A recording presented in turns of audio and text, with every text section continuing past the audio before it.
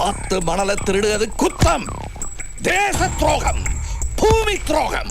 11 மணிக்கு தளபதி முதலமைச்சரா பதவி ஏற்றுக்கிட்டாங்கன்னா 11:05க்கு மாட்டு வண்டியை நீங்களா ஆத்துக்கு ஓட்டுங்க. எந்த அதிகாரியும் தடுக்க மாட்டாங்க. தடுத்தா எனக்கு போன் பண்ணுங்க. அந்த அதிகாரிக்கு இருக்க மாட்டாங்க. எல்லாரையும் அட்ஜஸ்ட் பண்ணா குவாரி ஓட்டுறோம். நியாயமா ஓட்டணும், எந்த வேலையும் செய்ய முடியாது.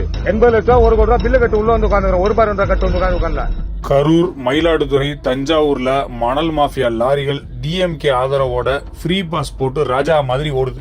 ஆறு வறண்டு போச்சு, ரோடு குழி, தண்ணி இல்ல.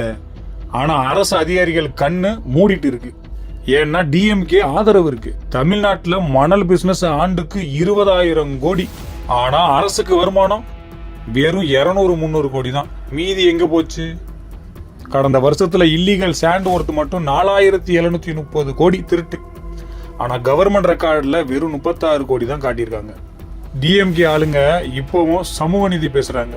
ஆறு வறண்டா என்ன, பாக்கெட் நிரம்னா போதும், அப்படித்தானே? இந்த மாஃபியா கொல்ல நின்னாதான் நம்ம ஆறுகள் பிழைக்கும்.